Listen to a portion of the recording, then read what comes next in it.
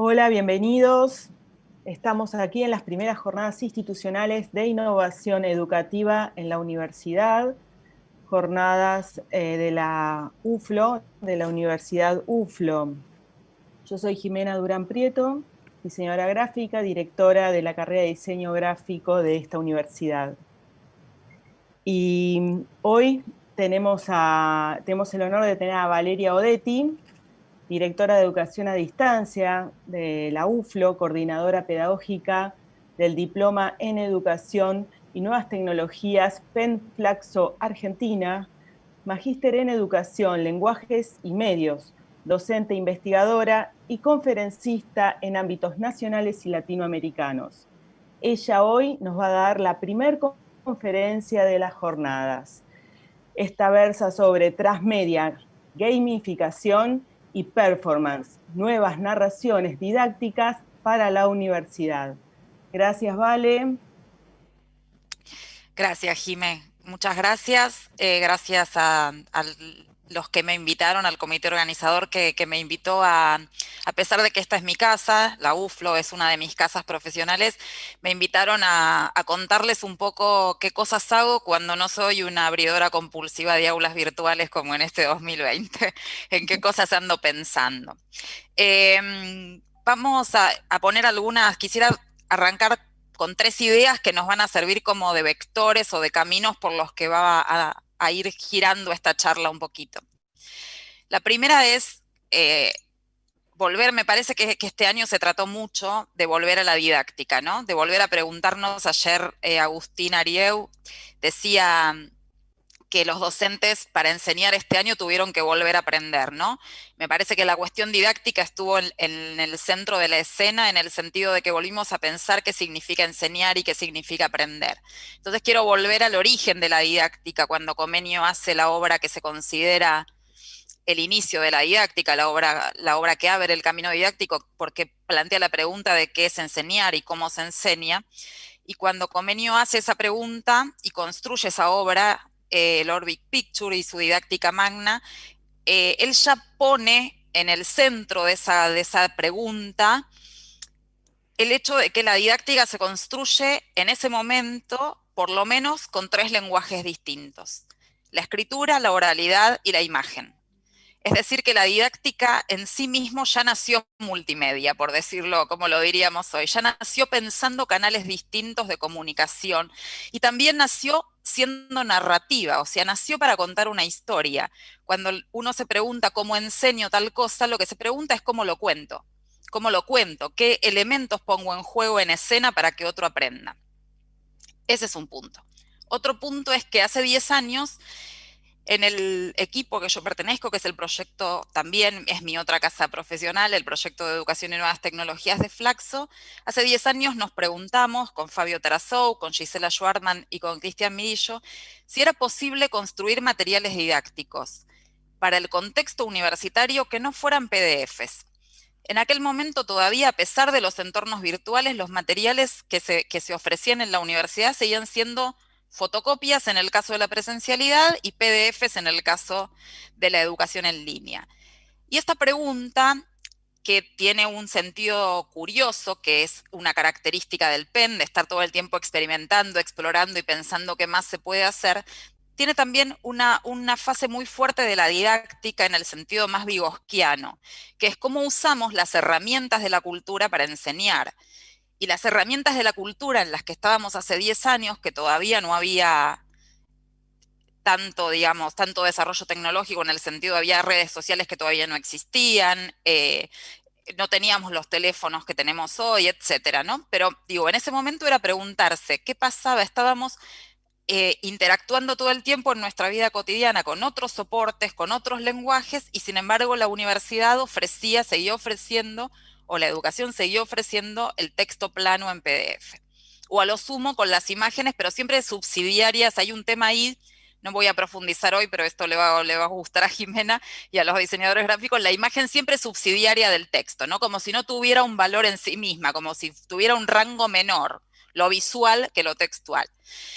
El desafío era, bueno, en una cultura que cada vez es más icónica y de la imagen, ¿cómo hacemos imágenes que tengan sentido didáctico y cómo las ponemos a jugar con los textos, con la hipermedia, con un valor didáctico? Ahí nació toda una línea de trabajo en la que yo específicamente además fui investigadora, hice mi tesis de maestría, hemos diseñado, llevamos 10 años diseñando producciones hipermediales, y en ese devenir, eh, naturalmente nos fuimos desafiando a nosotros mismos. Lo interesante cuando uno construye su trabajo desde la pregunta es que las respuestas que va encontrando traen nuevas preguntas. Entonces uno tiene siempre la posibilidad de seguir avanzando en algo y no de quedarse solo con aquello que construyó o aprendió.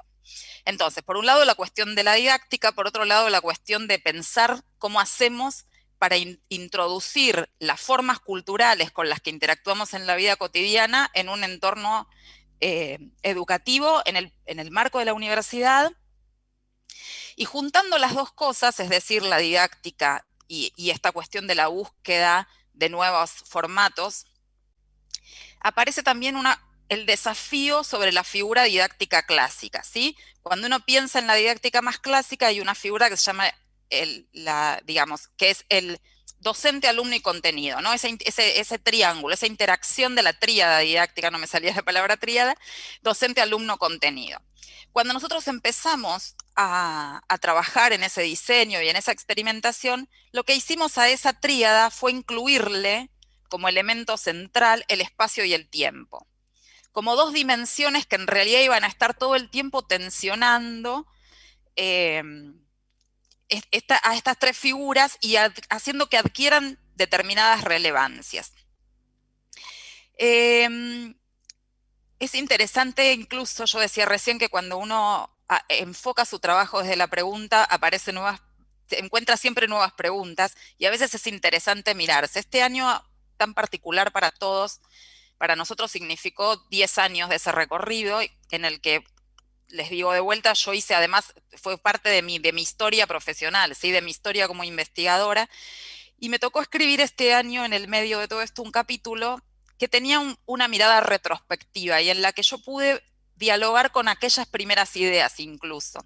Y ahora les voy a contar algunas cosas de eso porque es interesante también mirarse a uno en la evolución del pensamiento, ¿no? En cuanto cambian los lenguajes y cuando uno va aprendiendo y también va interactuando en otros contextos y con otra gente, va también cambiando las ideas, por suerte. Pero ahora vuelvo sobre esto. Entonces, estaba la cuestión didáctica, estaba la cuestión de la narrativa y aparecía la idea de transmedia.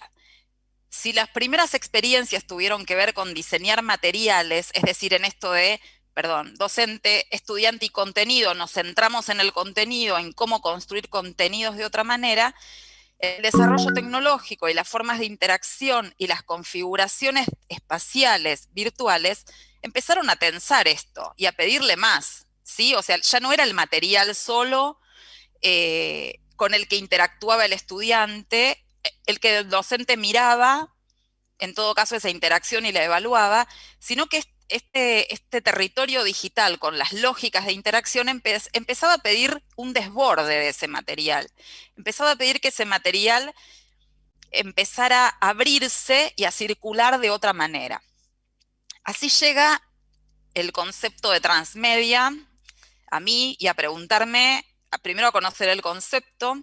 Yo uso mucho marco teórico de otros campos de conocimiento que no son la pedagogía, e intento siempre, sobre todo del arte y sobre todo de la comunicación, intento siempre ser como muy rigurosa en ver dónde se originó ese concepto para traerlo después a la discusión didáctica sin reducirlo a cómo lo enseño o cómo lo uso, ¿sí? O sea, sin reducirlo a una herramienta, sino que entender la polisemia de los conceptos. La idea de transmedia la escribe Jenkins y él nace en el fandom, ¿sí? El fandom es aquello que los fanáticos hacen con las cosas sin necesidad de estar validado por ninguna industria, ni academia, ni nada. Es lo que ocurre espontáneamente entre la gente. Cuando aparecía Internet y se generaban comunidades o foros informales sobre temáticas, naturalmente a la gente se le iban ocurriendo ideas, ¿sí? Entonces, por ejemplo, si era una película, era imaginar qué le pasaba al personaje, cómo era la precuela, por decirlo de alguna manera, cómo era el personaje antes de esa película, qué cosas la película no decía y uno se podía imaginar, o la novela. Y se iban generando producciones que eran paralelas o al menos tangenciales a la obra en sí misma, la obra como producto cultural, ¿sí? Tal es así que el último libro de Harry Potter, la autora lo firma, pero lo escriben un grupo de fanáticos. De hecho, lo reconoce, o sea, no es que ella no lo dice. Entonces, aparecieron ahí una diversidad de producciones culturales. Entonces, lo que Jenkins decía es que esa obra era transmedia porque en realidad pone el concepto de transmedia porque ocurría espontáneamente, ocurría en redes que la gente organizaba informalmente, en las redes sociales había grandes discusiones, y no tenía, podía tener un principio, un punto inicial, porque alguien abría el juego, pero después no se sabía nunca cuándo terminaba. Y era intermitente, porque en realidad es como un latido, ¿no? O sea, había momentos donde se activaba y momentos donde se diluía y no pasaba nada. A diferencia, ya se dan cuenta de lo que significa una narración tradicional con la idea de introducción, nudo y desenlace. Acá lo que hay es una dispersión total que circula en distintos espacios y donde digamos, no hay una verdad ni hay un fin. En todo caso, el fin es jugar. El fin es participar de la narrativa, ¿sí? Participar de esa dispersión. Y saber que uno es algo dentro de ese juego. Yo les decía que este año ahora voy a empezar a tejer puentes entre estos tres campos, ¿no? Yo les decía que este año fue como de mirarme a mí misma también.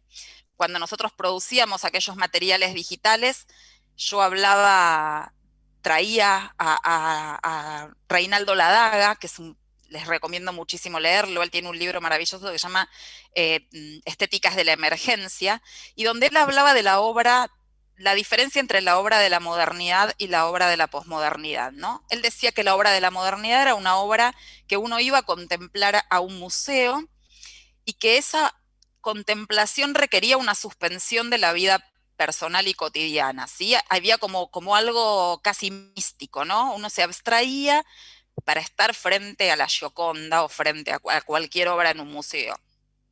Él decía que la obra de la posmodernidad era una obra que en realidad era un proceso, que empezaba en la idea de un autor, pero que en realidad la completaba el que la miraba, y en el medio aparecía el arte efímero, y entonces nada tenía como permanencia, y lo que interesaba era ser parte. Entonces él traía muchos ejemplos de esto vinculados a la performance, ¿sí? A esta idea de, por ejemplo, que uno se encuentra con una persona que en realidad lo pone en una situación de tener que actuar un papel. Yo, si alguno fue, él va a reconocerlo, y si no, ojalá en algún momento lo repitan. Hubo en un momento en el Centro Cultural Conex una obra que se llamaba Usted está aquí, donde básicamente no había obra, lo que había era que las personas entrábamos y había una escena donde nos ponían un personaje aleatorio. Entonces, por ejemplo, uno entraba y terminaba estando en una clase de yoga, o entraba y estaba en un quirófano. Y lo que importaba era la escena que se construía en esos minutos ahí, y después el público pasaba y era parte de otra escena. Entonces, esta cuestión de lo que iba fluyendo. En aquel momento entonces yo decía que algo de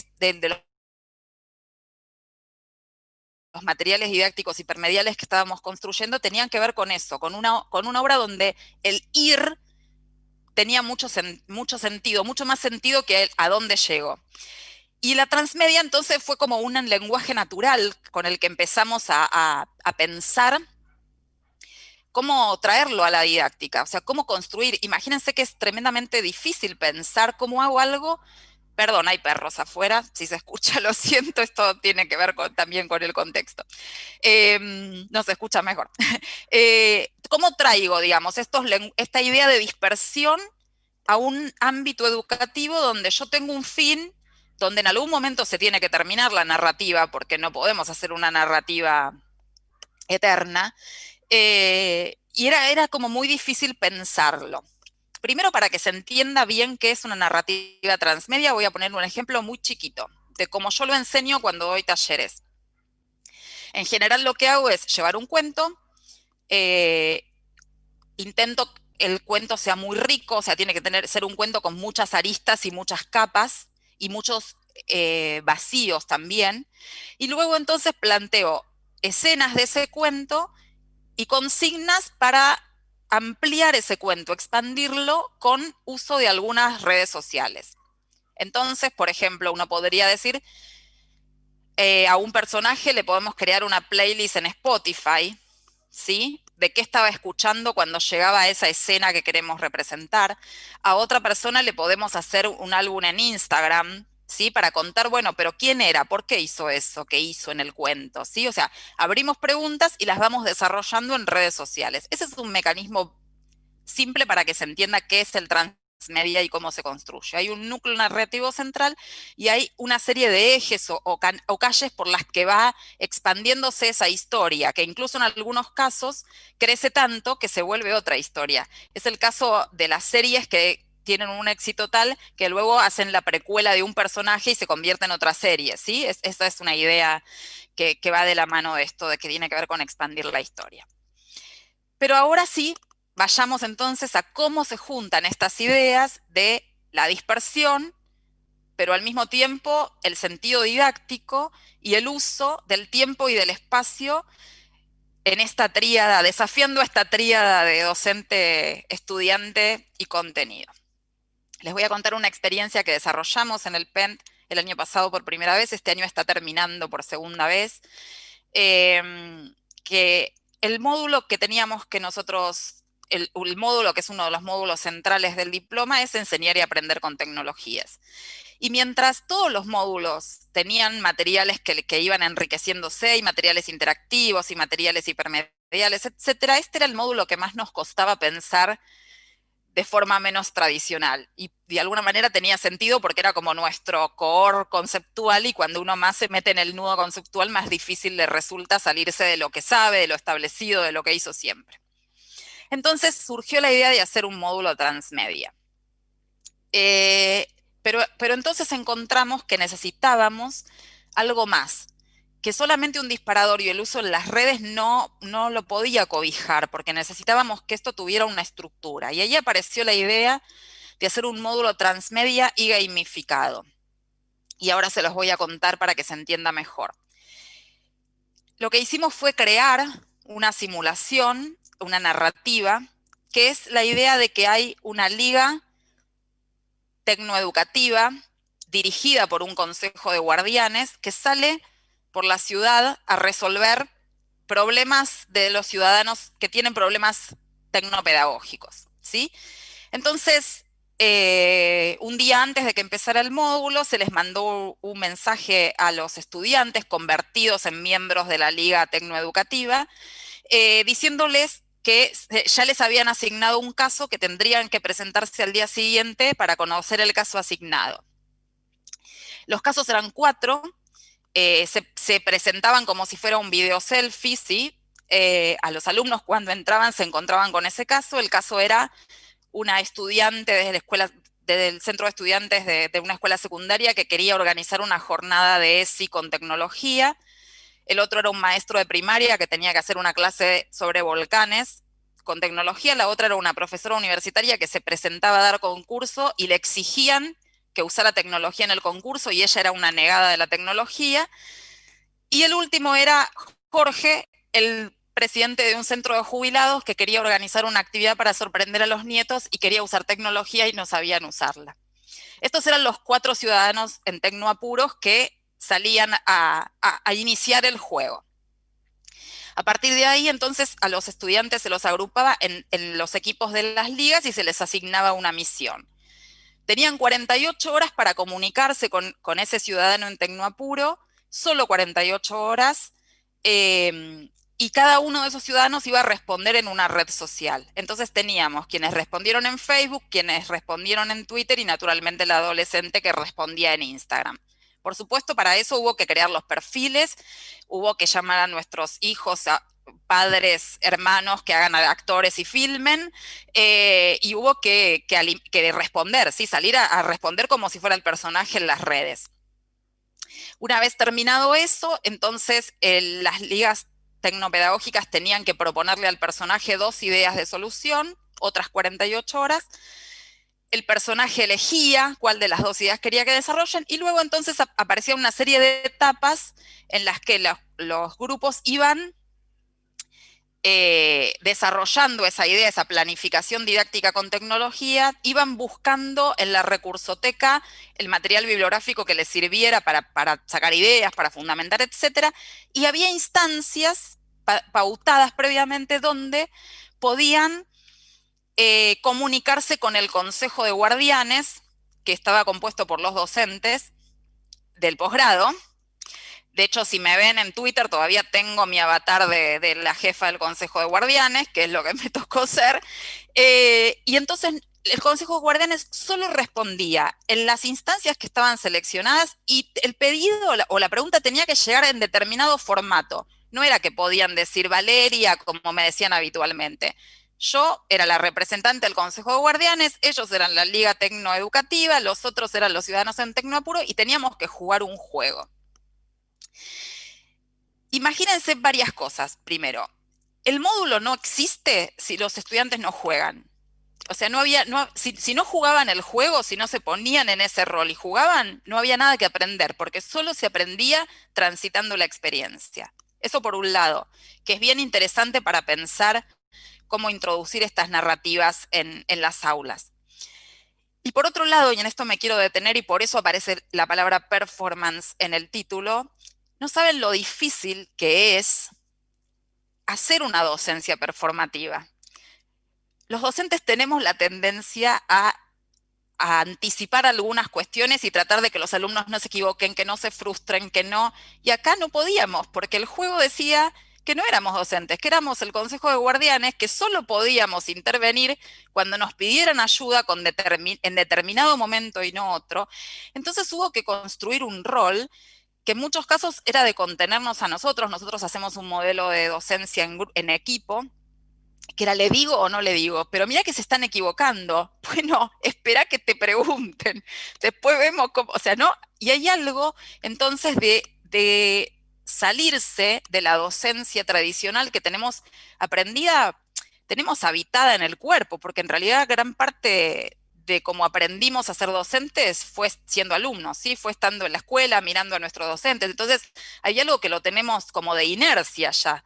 Es muy interesante, todos los que somos docentes, cuando estamos en ámbitos no docentes, igual tenemos una personalidad que nos identificamos fácilmente, nos reconocemos fácilmente, porque tenemos aprendida una cuestión de explicar, de contener, de intentar que el otro no se sienta mal. Bueno, la docencia performativa nos pone en otro lugar, que no quiere decir irnos de ese lugar de contención, pero sí entender que hay que dejar un espacio para la actividad del otro, y que es el otro el único responsable de su aprendizaje, y que a veces, cuando el docente interviene mal, puede impedir el juego. Y si yo dije que en este juego, si el estudiante no jugaba, no aprendía, cuando nosotros, si hubiésemos intervenido mal en algún momento, hubiésemos inhibido ese proceso de aprendizaje.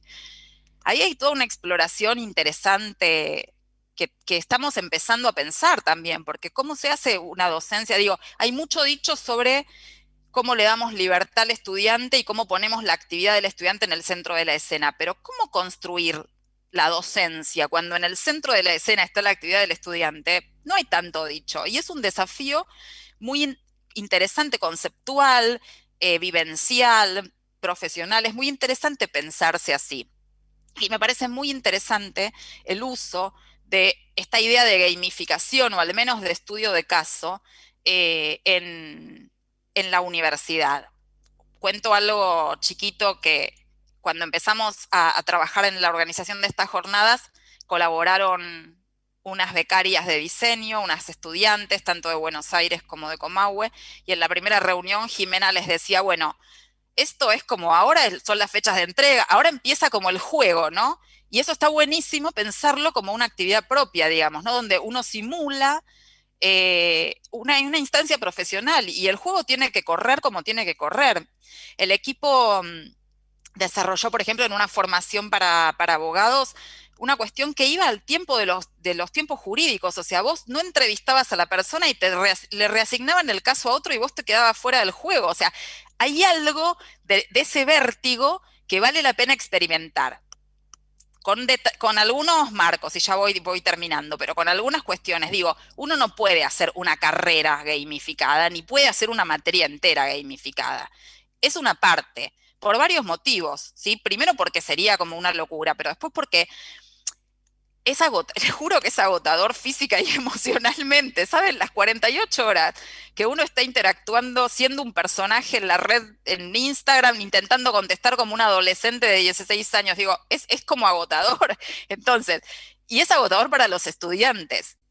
Entonces, está buenísima la experiencia y está buenísimo después, y esto es muy importante, en cualquier experiencia que rompa las lógicas tradicionales, parar la pelota y mirarnos y darles la oportunidad a los estudiantes que digan, ¿qué aprendiste? O sea, mírate a vos mismo en estas 5 semanas y fíjate qué aprendiste. En el medio de esta locura, paremos todos a pensar, ¿no? O sea, el espacio de la metarreflexión sobre lo hecho es un espacio que es fundamental.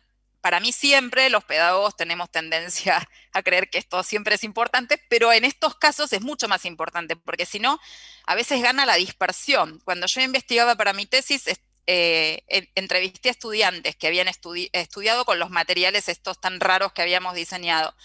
Y todos me decían lo mismo. Al principio tocaba todo, y de golpe me daba cuenta que con eso tenía que estudiar. Entonces necesitaba como la pausa, la planificación, mirar, ¿sí? Esto es lo mismo. Entonces hay una parte de dispersión que está buenísima y hay una parte que hay que parar la pelota y decir, bueno, charlemos, mirémonos qué hicimos, qué aprendimos, qué salió mal, qué salió bien, qué podíamos haber hecho de otra manera. ¿Y qué podíamos haber hecho juntos? Digo, no solo los estudiantes mirándose a sí mismos, sino mirándonos a nosotros como docentes. Yo esperaba que vos dijeras algo y no lo dijiste, ¿por qué no lo dijiste? ¿Sí? A veces también está bueno ponerse ahí y atreverse a que nos miren y que nos digan a nosotros. Para terminar, lo que quisiera decir es que de alguna manera el desafío que tenemos, que los especialistas en educación virtual ya lo sabíamos, y que esto nos lo puso adelante a todos, es que las propuestas que hagamos a partir de ahora con tecnologías, primero tienen que incluir en esa tríada didáctica el tiempo y el espacio tienen que ser parte de la discusión. Fíjense la transformación que vivimos en la dimensión temporal en estos meses, ¿sí? Donde el tiempo de la familia, del tiempo profesional, todo estaba yuxtapuesto, ¿no? Y parecía que todos los tiempos nos agobiaban porque estaban todos puestos, digo, y el espacio. No era lo mismo ir al espacio físico que entrar al aula digital o prender un Zoom o estar en esta cosa rara de que estoy hablando en el comedor de mi casa y supongo que hay alguien ahí que no veo. Espero que haya, sé que está Jimena. Digo, el tiempo, el espacio, esta idea de territorio digital es una idea que vamos a tener que desarrollar mucho y que instalar mucho en las aulas de la universidad. De alguna manera, en este capítulo que yo escribí, termino diciendo, y me gustaría traer esta figura acá porque me parece que es interesante, de alguna manera lo que vamos a hacer es ofrecer cada vez que prendamos la cámara, que abramos la puerta cuando volvamos a las aulas físicas, que abramos un aula virtual y planteemos una actividad, es ofrecer una bandeja paisa. La bandeja paisa es una comida tradicional colombiana, ¿sí? Que está compuesta por arroz, plátano, carne picada, aguacate, tiene varias cosas.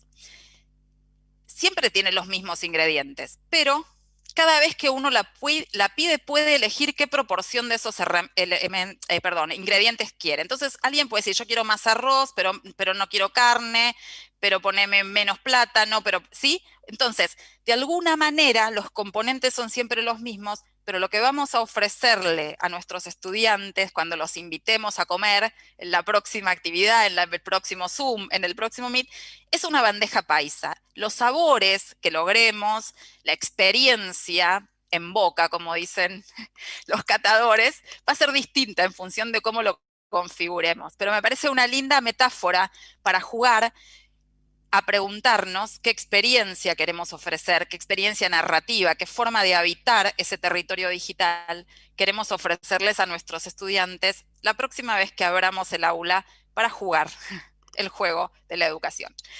Gracias.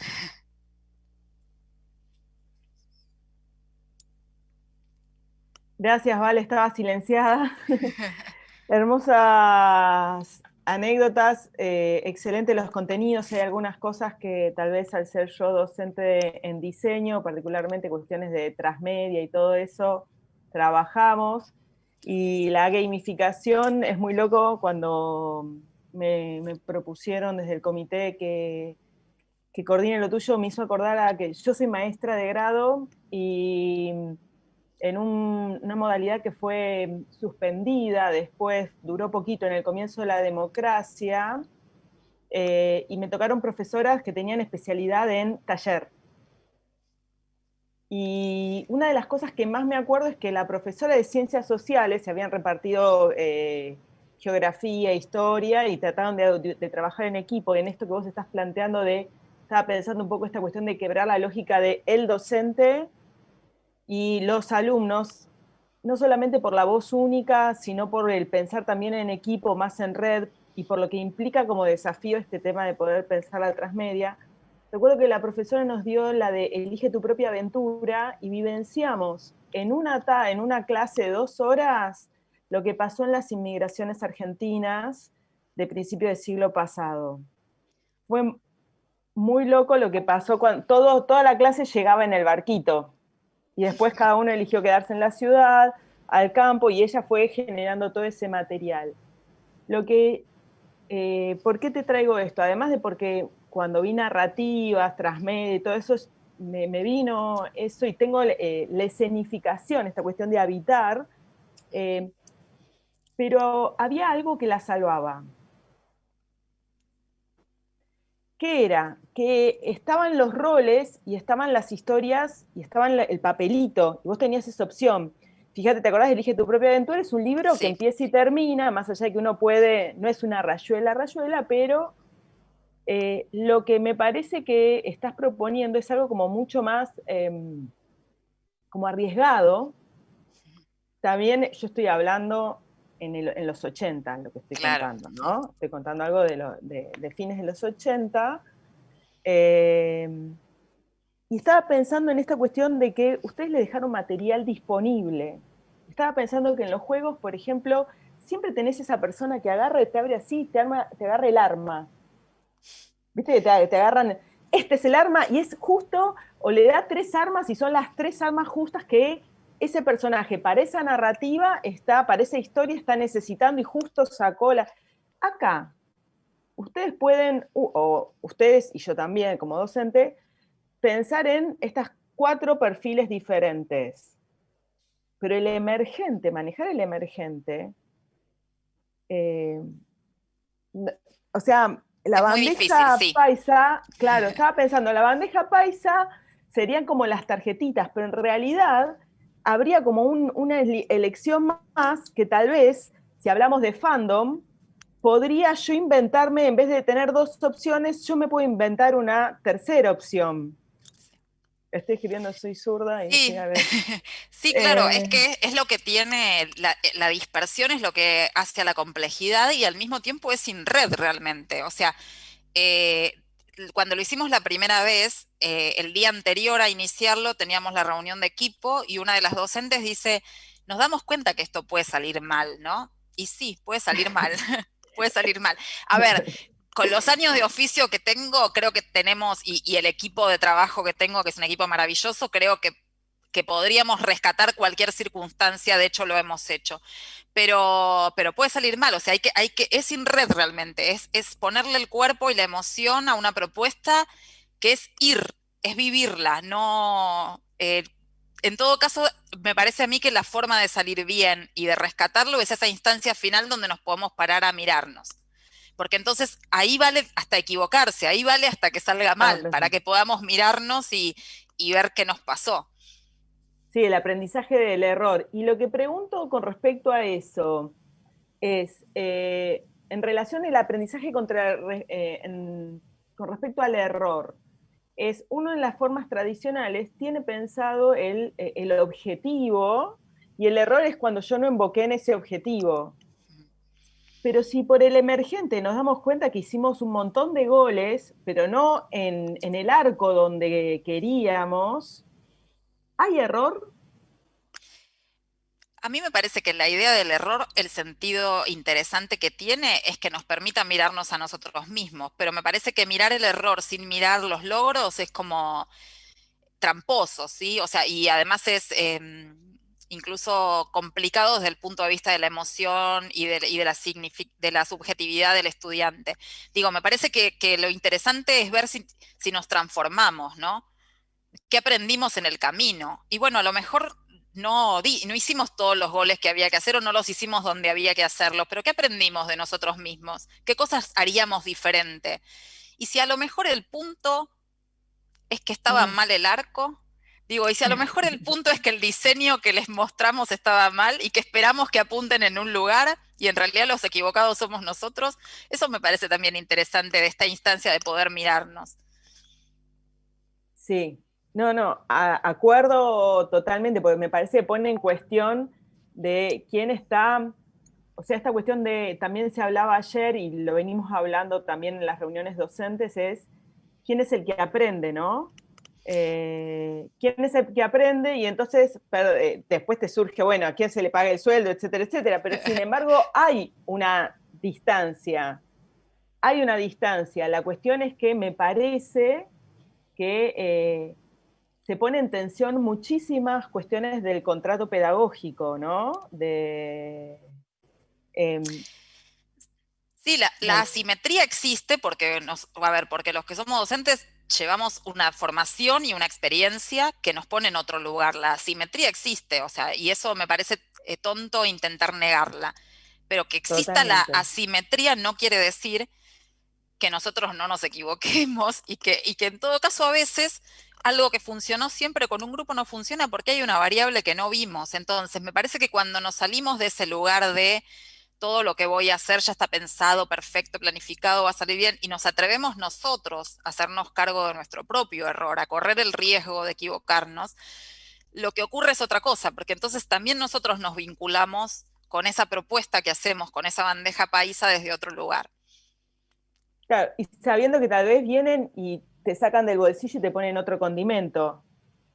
Totalmente, totalmente. O incluso que te desafían, porque a veces ocurre algo y uno se queda mirando y dice, ah, tenés razón, la verdad tenés razón. Digo, y eso no nos desautoriza como docentes de ninguna manera, me parece que todo lo contrario. Totalmente. Sí, siempre vi a las personas que, no solamente docentes, a las personas que han sabido ser líderes de proyecto, gente que no tiene miedo de rodearse con equipos que hasta son mejores que esa persona. Pero bueno, lo ¿Sí? interesante de esa persona es esa capacidad de, no sé si dirigir, coordinar, articular, tener como una humildad y un saber escuchar y poder, no sé, hacer buenos maridajes. Y la cosa es Sí, y hacer que que se luzcan sea. todos, que se luzcan todas esas personas con sus talentos, digamos, ¿no? Yo me formé en investigación acción con María Teresa Sirvent y en realidad en esa perspectiva de investigación lo más interesante es que el investigador se desdibuje hasta desaparecer. Y me parece que hay algo de eso. O sea, cuando el protagonista es el otro, lo que uno tiene que hacer es poder manejar ese equipo, pero después el partido lo tienen que jugar los demás, ¿no? Y uno está ahí conteniendo y acompañando, pero no está en el centro de la escena. Me haces acordar al diseño, perdón, que lo traiga disciplinarmente, pero si hay algo que una de las correcciones que hacemos, así como correcciones, no en términos de tips, es que cuando el diseño como la cosa diseñada desaparece y uno se compromete con, es que Claro. es un buen diseño. O Es lo sea, que me olvidé de dice, que hay un diseño. claro, lo que dice Carlos Escolari y cuando habla de las interfaces, él dice, Claro, no, el enchufe está tan perfectamente diseñado que uno ni siquiera se pregunta cómo enchufar, uno va y enchufa. tal Y cual. desapareció la idea del enchufe. Sí, Y sí, tiene que sí, ver con sí. eso, totalmente.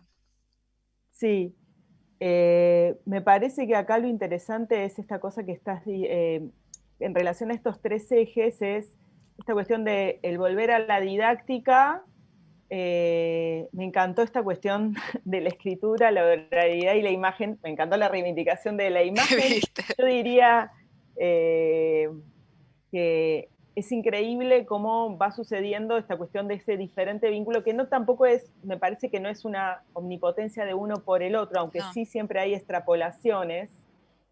Eh, pero creo que va a ser muy potente el animarse a que esa relación tipo significado, significado, significante, a tomar ese riesgo de que las posibilidades del significado, de dominar el significado, no es el que te da el diccionario o el que bajaste, porque por lo menos nosotros, los diseñadores o los que estamos en didáctica proyectual, en todo el mundo de la visión, audiovisión y todo eso, nos tuvimos que correr de esa como omnipresencia, omnipotencia, de poder decir, esto es esto, Y ya está.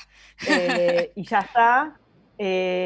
Creo que genera mucho miedo la generación de material. ¿Qué le podrías decir a los equipos para que se animen a empoderar, es decir, o sea, por una cosa es pedírselo a los diseñadores, que yo se le pida a mis equipos diciendo, che, flaco, ustedes saben que esto y lo otro. También no se animan, y yo también me cuesta animarme, ¿sí? Pero, ¿qué les dirías? ¿Qué tips les dirías? Fíjate en esto, qué cosas, o sea, qué cosas uno sabe que tal vez no sabe que sabe para poder arriesgarse en esto. ¿Vos decís para pensar materiales más interactivos y ese tipo de cosas? Sí, tal vez preguntas, viste esta cosa que ustedes se construyeron por las preguntas, ¿cuáles fueron tal vez preguntas importantes que ustedes les abrieron? Y después que cada uno se haga cargo de su propia didáctica, de su manera de verla, cómo le reverbera, ¿no? Primero creo que es interesante que piensen como un ejercicio, incluso más allá de construir materiales, todas las cosas que hacen en su vida con tecnología. Van a ver que la lista es enorme y que muchas de esas cosas se pueden aprovechar para hacer en el aula. Pareciera que el edificio escolar se chupa esa experiencia y, y se la queda fuera. Traten de pensar todas las cosas que hacemos con tecnología. Y después, en lo específico de diseño de materiales, que es en lo que yo investigué, creo que la clave es entender una estructura. La clave es pensar una estructura.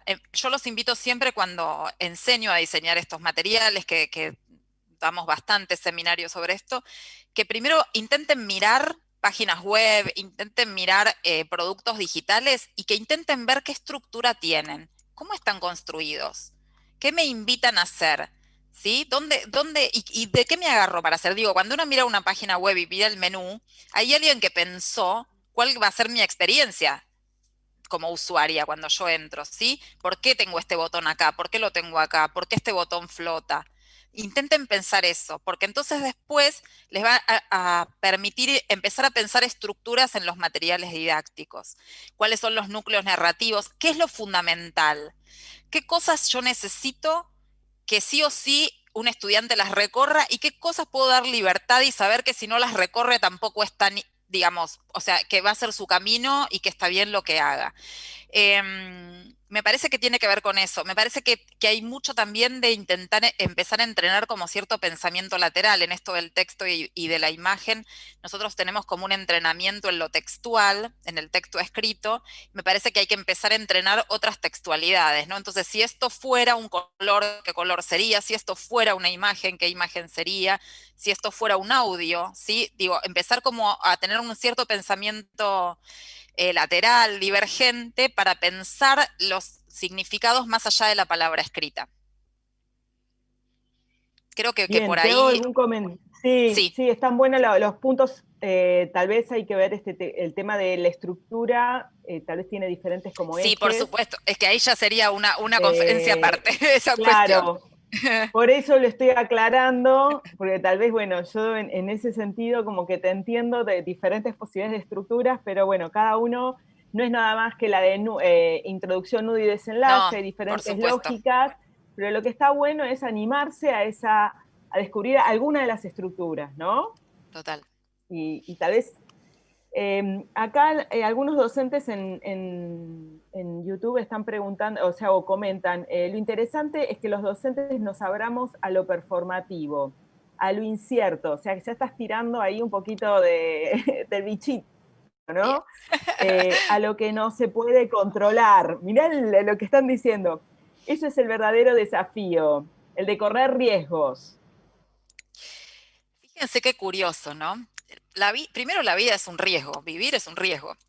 Y en algún momento nosotros creímos que podíamos controlarlo todo. Es bien interesante que ahora que no pudimos controlar nada y en todo caso tuvimos que quedarnos encerrados, recién ahí pudimos pensar que teníamos que soltar el control de las cosas y correr riesgos. La vida es correr riesgos y me parece que está buenísimo Ujú. salirse de ese lugar en lo educativo, de querer que todo funcione, que todos vayamos por el mismo carril a la vez, al mismo tiempo y todo eso. Después, a ver, tengo varios comentarios. Una es Dale. que, por otro lado, están destacando, están identificando el trabajo en equipo y la producción en equipo para los materiales educativos digitales. O sea, no pensar en este tema del PDF, el apunte, esto, sino un equipo trabajando en función de ese material educativo digital. Me imagino, yo le agregaría transmédico o performático o con alguno de estos aspectos, ¿no? Sí, es clave ahí el Y trabajo en sí, equipo. El trabajo en equipo, pero yo creo que hay un desafío en el trabajo en equipo que no tiene que ver solo con los materiales. Creo que la didáctica que tenemos que construir tiene que ser una didáctica grupal. No creo que el desafío lo pueda enfrentar un docente solo. Creo que hay que formar equipos de trabajo, equipos intercátedra. Les tengo en realidad lo sacó mi hija Olivia, que tiene 13 años y pobre está entendiendo la secundaria desde su cuarto, mientras recibe PDFs con actividades y un día sale del cuarto y me dice, la de biología y el de tecnología van a hacer un crossover. ¿Un qué? Le dije yo. En realidad un crossover es cuando dos series, por ejemplo, hacen un capítulo en el que los personajes de ambas series se cruzan, ¿sí? Y entonces es un capítulo que cruza dos historias narrativas. O sea, es interdisciplinario, le llamaríamos nosotros. Ella se sacó la discusión de la transposición didáctica y dijo crossover. Me parece que hay ahí un desafío interesante porque tenemos que trabajar en equipo.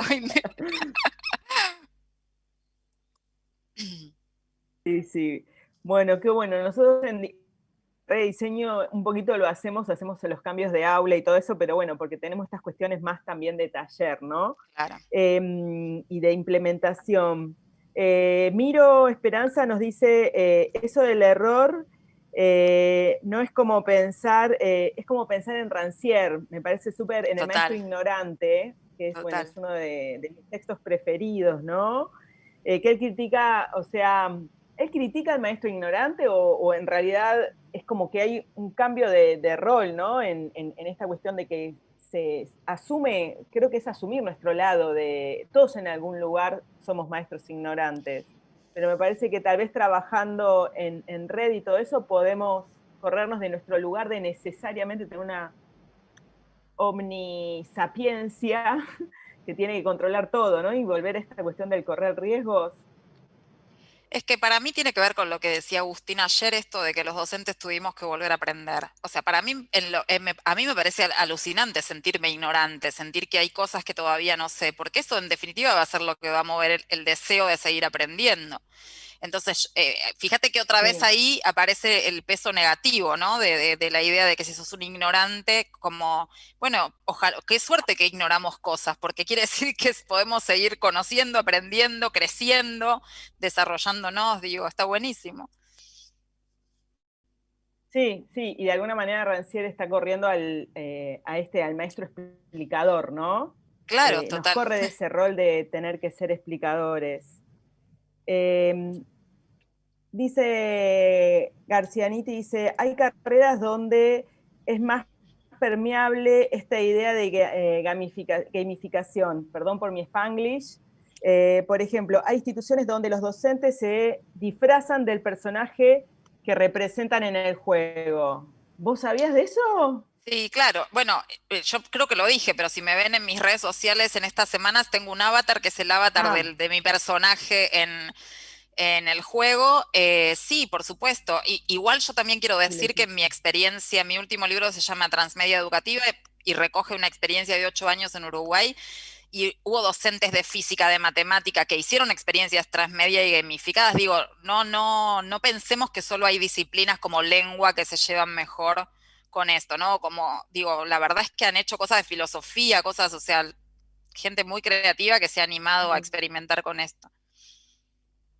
Me hiciste acordar algo de la universidad abierta, creo que es, de Rosario, esa que es abierta para, que no hace falta que sean, ¿cómo se llama? Que sean universitarios, sino que va un montón de gente que nunca pudo acceder a la universidad, o bueno, tengo a mi tía que ya tercera edad y tiene hormigas en su cuerpo, y hace un montón de años me contó, pero me llamó, porque yo soy la docente universitaria de la familia, y me dice, no sabes, el profesor entró a clase. O sea, estamos hablando de el podio así, y todos los, Sí. cantidad de viejos, perdón, ¿no? Las que están escuchando, pero cantidad de gente grande con una estructura, entró en una cama en pijama y con sombrero y empezó a darle la clase así, como que fue súper Bueno, disruptivo.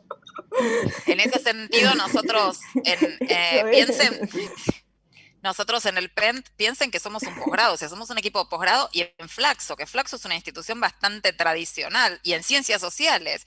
Y nosotros no, sí, nos disfrazamos, hacemos fotos. De hecho, en la última semana de octubre vamos a estar en Instagram haciendo una experiencia transmedia donde yo hago de una tarotista y mi jefe, Fabio Trasov, va a ser de un encargado del edificio y estamos disfrazados y actuamos y grabamos los videos y a mí me parece súper divertido. También te pone en otro lugar y te vincula de otra manera con los estudiantes, porque entonces los estudiantes saben que estás ahí realmente disponible cuando te animas a salirte de ese lugar. Claro, sí, vuelvo a acordarme de corrernos del maestro explicador nada más, ¿no? Un Total. poquito. Bueno, otra vez parece que pega mucho es este tema del juego del error.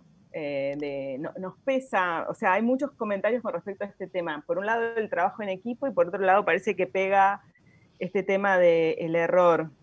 Eh, Dice, con respecto a a darle lugar al trabajo de contenidistas, que quizás en un rol se salta eso, y ahí está el lugar del error, eh, casi, no sé por qué dice casi punitivo de nuestra gramática, por como tener contenidistas, no sé si lo toma como una cuestión negativa, pero me parece que en esta cuestión de disfrazarse, de animarse al juego, darle lugar al trabajo de contenidistas que quizás en un rol que se salta, y ahí está el lugar del error que es casi punitivo en nuestra gramática. No termino de entenderlo bien este comentario, Sí, pero bueno, pero ¿qué es lo lo que que puedo entendés vos? decir, no sé tampoco si lo termino de entender, pero lo que puedo decir es que en realidad todo esto que yo les conté llevó meses de trabajo, de planificación, de diseño de cada pieza, de cada consigna, digamos, sí hay contenidistas. La selección de esa recursoteca fue una selección pensada en que los ayude a resolver esos problemas. Digo, ahí está el contenidista. Lo que no hay es un contenidista clásico que escribe el texto de cátedra. No hay eso, pero porque a nosotros no nos interesa eso en este caso, en esta experiencia. Y lo otro que puedo decir es que me parece que hay una idea en esto también del docente explicador. También hay una idea de que los docentes no podemos producir nuestros propios contenidos, que el contenido siempre tiene que estar producido en algún lugar de autoridad por alguna figura certificada por algún lado. Y la realidad es que nosotros estamos todos en condiciones, somos docentes universitarios, tenemos todos una trayectoria y una experiencia y estamos en condiciones de producir nuestros propios materiales, sea en un video, sea en un formato interactivo, sea, digamos, la verdad es que es atreverse a salirse de ese lugar donde también se nos pone a nosotros. Si uno mira la Sí. teoría del currículum, ¿no? Y sobre todo la teoría del currículum clásica, ¿quién valida el saber? Los docentes no estamos en ningún lado, estamos en ejecutores del saber que produce otro. La realidad es que no es así. No debería ser así y hoy tenemos todas las herramientas y todo el desafío para que no sea así. Fíjense que en este contexto, con esa visión clásica, no lo hubiésemos podido llevar adelante. Le tuvimos que poner el cuerpo y tuvimos que salir a la cancha a jugar este partido difícil. Salimos y jugamos, entonces me parece que está bueno eso, ¿no? Como sacarse algunos fantasmas y algunos prejuicios, porque la realidad es que el mundo va a ser bien distinto y mejor que tengamos ganas de jugar, porque bueno, se va a tratar de aprender muchas cosas que no sabemos. Bueno, para cerrar, acá Fabiana plantea esta cuestión de que les parece, tu planteo le parece brillante y que, bueno, que va a implicar repensar o pensar la formación desde lo curricular, ¿sí? El diseño curricular, o sea, pensar en otros tiempos y espacios y poder fluir con los obstáculos. Y un detalle importante, ya tenés un club de fan y tenés la primer fan de Oli, que es Maida Mongues. O sea que ya podés inaugurar un club de fan No, ahora se va a para... enojar cuando diga que conté la anécdota, se va a enojar, pero me pareció genial. No, pero está muy buena la transposición, cómo saldó la transposición didáctica, y Claro. le interesó, muy bueno, y me parece que Borró a eso nos... Chevalar de un plumazo. Pero bueno, creo que habilita a esto que vos misma dijiste, de poder mirar cuántas cosas de tecnología hacemos y en realidad cuántos lugares de decisión vamos tomando o que nos van pasando y que podemos tomarlos, ¿no? Para nuestras decisiones didácticas, nuestras Y también me estrategias parece didácticas. que hay algo que es más allá de la anécdota y de lo gracioso, y es que es una generación que se está criando sin un montón de prejuicios con los que nos criamos nosotros, asumiendo un montón de cosas que a nosotros nos costaba asumir. Y estos chicos van a llegar a la universidad con esa cabeza. Entonces tenemos que pensar cómo los formamos profesionalmente, pero desde ese lugar, no desde el lugar de querer sostener una estructura que ya no existe más. Es desde el lugar del desafío de cómo lo formamos profesionalmente, pero con estas lógicas que ellos tienen, ¿sí? Que a un trabajo interdisciplinar le dice crossover, con total naturalidad. Con total naturalidad, es buenísimo, es buenísimo.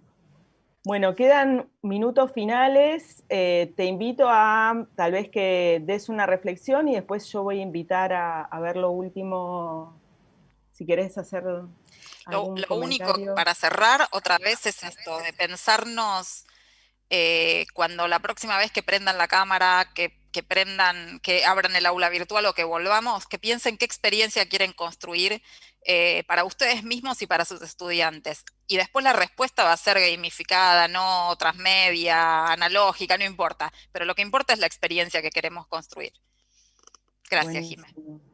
De nada, Ivana. Ivana, estaba con el texto de Vale. Estaba recién con el texto de Ivana. Bueno, y a todos les damos las gracias. Perdón si hubo algo que yo entendí mal. Les damos muchísimas gracias. Los invitamos a seguir en estas jornadas que van a ser hasta el viernes. Hoy nos esperan a las 3 de la tarde, Educación sin distancias en entornos virtuales de aprendizaje con Florencia Morado, moderada por Ivana Garcianiti, y después a las 18, el tercer plato del día, hablando de la bandeja, ¿no? Pensando culturas remotas, que es lo que se viene eso, ¿no? Con Leandro Gutieri, y la moderadora va a ser Paula Frías. Y bueno, y así a las 11, a las 15 y a las 18, mañana nuevamente, y el viernes tenemos a las 11 y a las 18. En la web de las jornadas, jornadas.virtual.uflo.edu.ar, van a poder ver todo el cronograma de las conferencias y desde ya los estamos invitando a ver las experiencias que todo el equipo docente fue compartiendo, y no solamente los docentes, sino toda la parte de, no me gusta decir no docente, pues toda la parte de gestión, todas las diferentes áreas que compusieron en lo institucional en este contexto de pandemia y de virtualidad, cómo fueron enfrentando o dando solución y tal vez da herramientas a cada uno en su práctica, ¿no? Esa fue la idea por la que en gran parte surgieron estas jornadas, ¿no? Ir dando puntas y pistas y compartiendo estas experiencias, estos logros. Bueno, muchas gracias y los esperamos. Vamos. Chao. Hasta luego.